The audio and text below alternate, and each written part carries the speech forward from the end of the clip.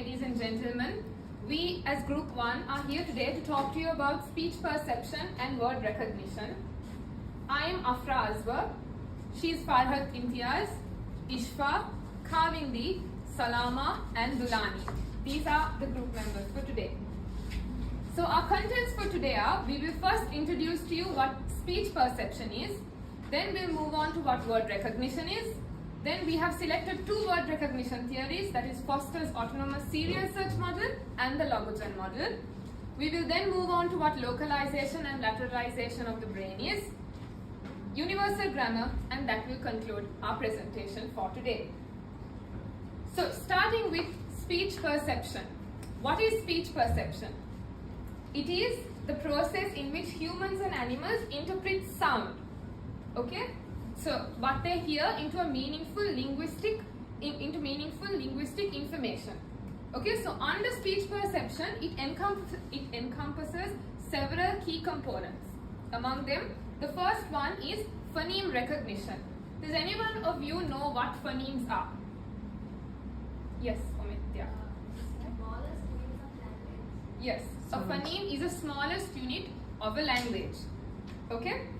So for example, if I take the letter B and P, okay, they are different phonemes and they change the meanings of words. So when I say bat and pat, they're two different words and two different meanings. Okay? Then we move on to what word recognition is. I will not touch on that very deeply because Farhat will talk about word recognition in detail. So what word recognition is, it is once phonemes are combined, once phonemes are combined in order to recognize words, it is called word recognition. Then we move on to segmentation. So if I give you an example for segmentation, ice cream for ice cream.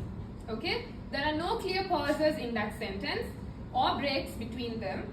Our brain needs to segment those words into individual words in order to understand the meaning clearly. So when I say ice cream for ice cream, now we take it, we understand it, and then we say it. Okay? So we use auditory cues such as the pitch, pauses, the rhythm in which we say it in order to make the words clear. Moving on to contextual influence. The meaning of a word or a sentence can be influenced by its surrounding words. For example, she saw the bat flying in the night sky. Now here the word bat has multiple meanings. For example, it can be the bat that's the flying bat, the animal, or it can also be the bat used to play cricket. So there, depending on the meaning or the surrounding words, we can identify what the word is. Moving on to categorical perception. For example, if I say bit and beat, okay, the words are acoustically similar, but they are definitely distinct in meaning and they have distinct phonemes. We have the top-down processing. For example, again there, if I give you the doctor recommended a checkup. Here we use our prior knowledge in order to shape what we are talking about. So when we say the doctor recommended a checkup, we talk about, we think about a medical setting, we think about all health-related topics. And finally, individual variation is the different individuals might perceive speech sounds differently due to the factors such as linguistic experience or language background or even cognitive abilities. For example, Japanese speakers find it lack a clear distinction between and So for example, the word right and light, they might think, they might take it, they might sound it quite similar because they can't make that clear distinction. I now hand over it to Farhat to talk more about word recognition. Yeah. Word recognition. What is word recognition? Identifying an item as familiar and how to connect letters in order to form a word. Now for an example, if you take the word ghost. Now when I speak about the word ghost, if you take the individual letters as G, H, O, S, T, you will come to a conclusion that this word, to pronounce it as a whole word, when it comes to a whole word, it's the word ghost. Then moving further on to lexical access, lexical access also plays a major role. So to understand what is lexical access, there are three main things that we should understand. that is mental lexicon, lexical entries, or we can call it as lexical items, then lexical storage. So mental lexicon is a systematic organization of the vocabulary. Then when you take lexical entries, it is the information in mind for specifying two words, two ways. One is in form, which is morphology and phonology, and the meaning, which will be semantic and syntax. And talking more about lexical storage, the lexical storage can be stored in two ways. It can be which can carry a meaning and which cannot carry a meaning. Which can carry a meaning is like noun, adjective, adverbs, and which do not carry a meaning can be like conjunctions, prepositions, and so on. So for an example, if you think of a word apple, the color of it comes to your mind first.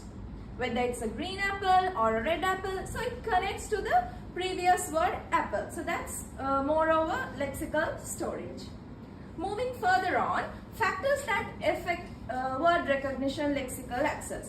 So the first point, frequency, familiarity, and age of acquisition. That is normally like the most commonly used words can be easily understood by anyone. Now for an example, if we take rain, you know what rain is. But if I say puddle, will you understand what does the word puddle means? At the very beginning, no, but once if you go through a dictionary or Google, something like that, then you will come across the word meaning of puddle. Further, word length.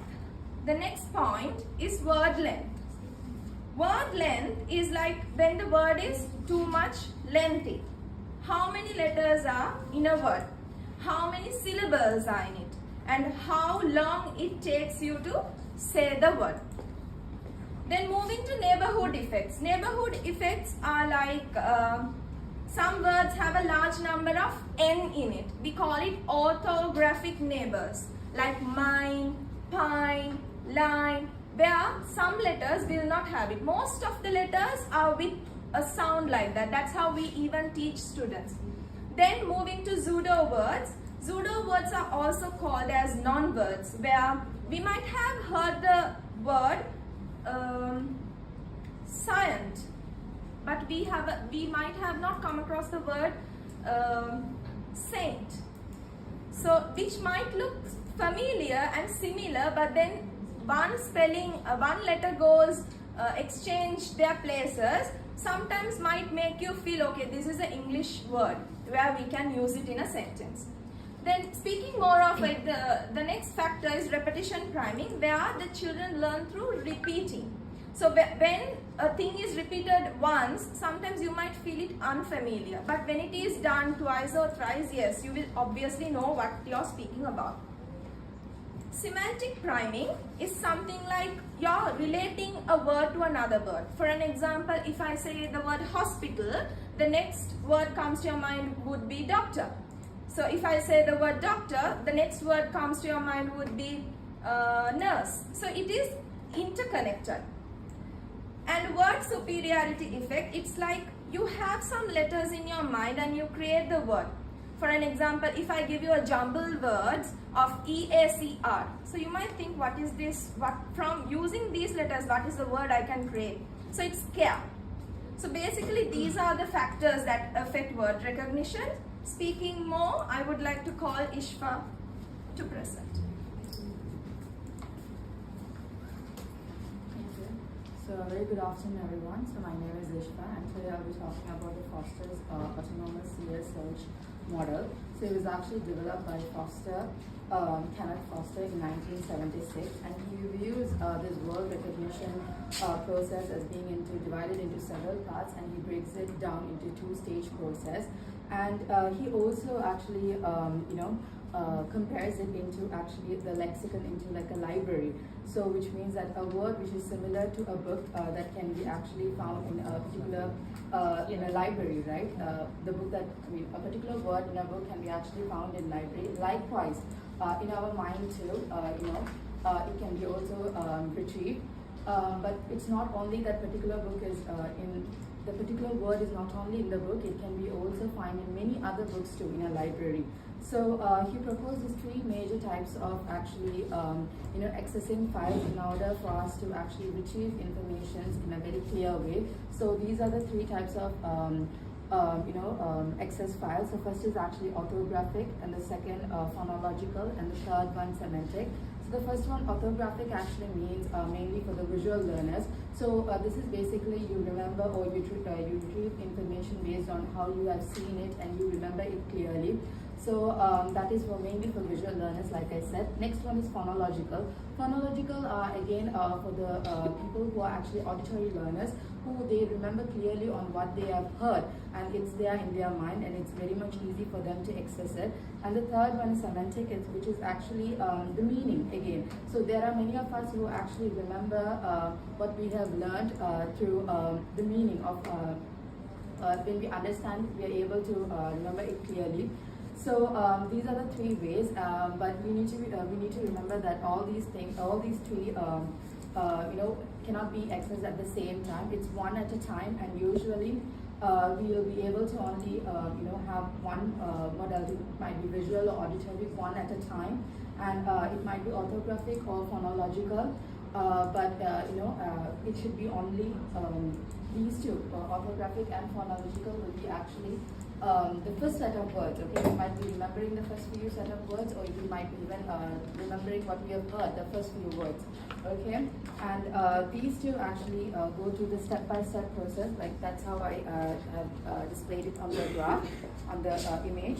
So this is actually the lexical entry, which is found in cross-reference. So usually when you think of a word, it might be the word cat. So the orthographic, in the visually we might remember the word cat, but in auditory, the sound of it is actually the k sound. So automatically it comes out as K-A-T for the auditory learners. And then it's for the semantic, for those who have actually understood the meaning and everything, they might remember it, the actual spelling. So then it determines, obviously it's not a immediate process. It actually finds it till the correct one is being found. For example, if it's an incorrect, maybe if it was a phonological one, they would actually terminate that search because it's wrong. It is not K-A-T, which is cat, it is actually C-A-T. So only when the finalized, the correct one is being actually deemed, that's when they actually stop the search. And so sometimes, usually the incorrect, it might be the pronunciation, and sometimes like certain gibberish words, that are not actually English words can also be found, and they would actually terminate those. So basically lexical access is thought to occur in these access files, and it's a step-by-step process, and they have these bins, and usually it goes, the top one is usually the commonly used words and everything that comes to our memory. And the master lexicon is actually assumed to be organized into bins, like I said, and stored on the top of the bins. Entries in these models are said to be searched by, till we get the exact one. It will be continuing to search, till we find the exact word that we are actually talking about. So that's all from me. I would give it up to Kavya. Thank you.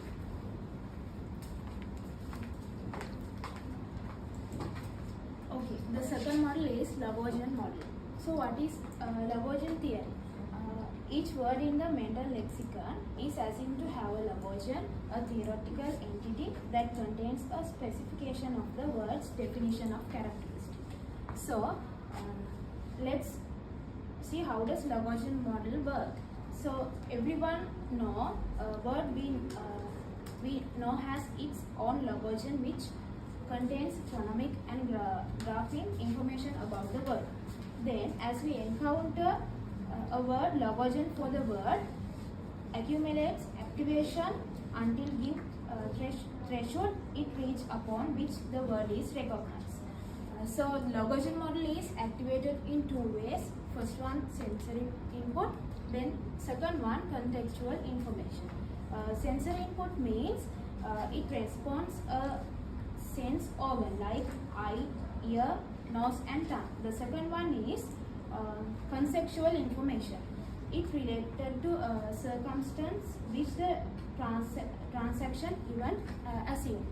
Then I'm going to talk about Lagrangian model of lexical access. Lexical access occurs when a logogen has collected sufficient features for its level of activation to move reach some precedent threshold of activation.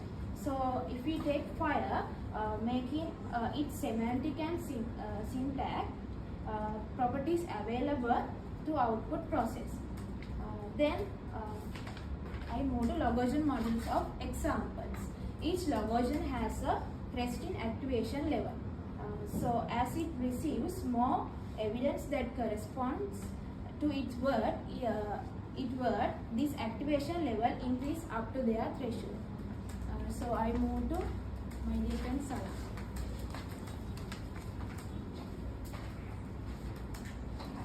So talking about localization and lateralization of the brain, before that let's just have a glimpse of the structure of the brain.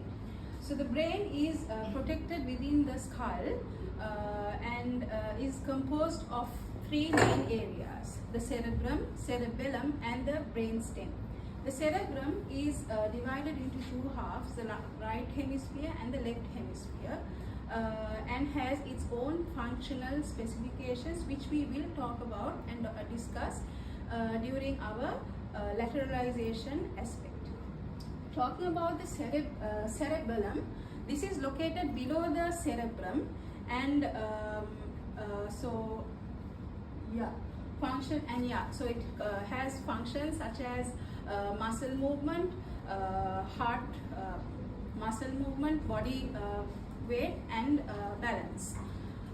The brain stem is something that connects the cerebrum and the cerebellum to the spinal cord, and the functions that this does for us is our heart rate, body temperature and breathing. Localization refers to the idea that specific or different parts of the brain has its own functional specifications. So talking about the cerebral hemisphere has distinctive fixtures. So these fixtures divide the brain into lobes. So there are four very important lobes: the frontal lobe, the temporal lobe, the parietal lobe and the occipital lobe. The frontal lobe is also known as the Broca's area, and functions such as speech, recognition and problem solving takes place in this particular lobe. Then talking about the temporal lobe, the vernix area, it's also known as the vernix area, where functions such as understanding language, memory, hearing takes place in this particular lobe.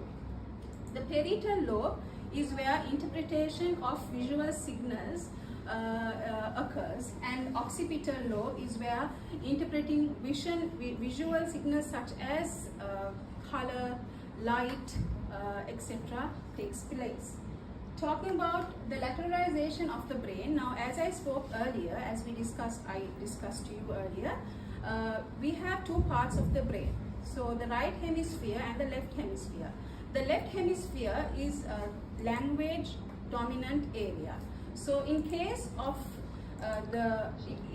if a person, a human, has the left lateralization, or maybe the left side of the brain affected, damaged due to some injury, this particular person will be diagnosed with either Broca's aphasia or Wernicke's aphasia. So the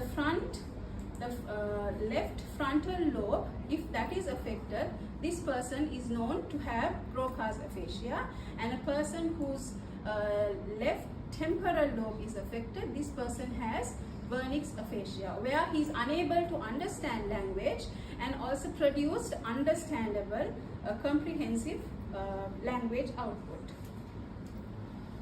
Yeah. So another thing that happens through our hemisphere, the lateralization, is that each hemisphere controls the opposite side of our body. So from our left hemisphere, as I spoke earlier, it's a dominant language function that gives us grammar, vocabulary, etc. And the right side is all about emotional thought. It's about creativity. That's what actually stimulates us into those aspects in our life. Having said that, I will give over to Ms. Dulani to continue the presentation. Yeah, I'm here to present the last point of our presentation, which is universal grammar. I'm sure most of you have been studying about this in part of our test, which we had it in the morning. So let me give you a brief idea or the history to the theory. So until the end of 20th century, only the behavioristic theories were more being like said about the language development, so on. Okay, they were following that perspective. So Noam Chomsky, an American theorist, is the one who actually introduced this, and his theory became very popular, as well as it was not a one-time thing where he developed this. In my next slide, I will show you how he has developed this over the decades, little by little, and that is why this universal grammar theory has become very strong and very practical, as well as a worldwide popular theory when it comes to language learning. So here is a brief idea how the Chomsky's universal grammar has been developed over the years.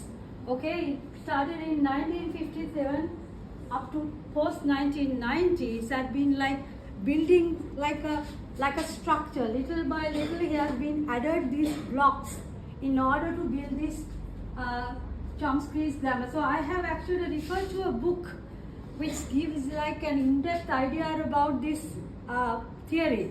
And it was very fascinating as well as a bit confusing, I would say, how these little parts come into practical and how these theories.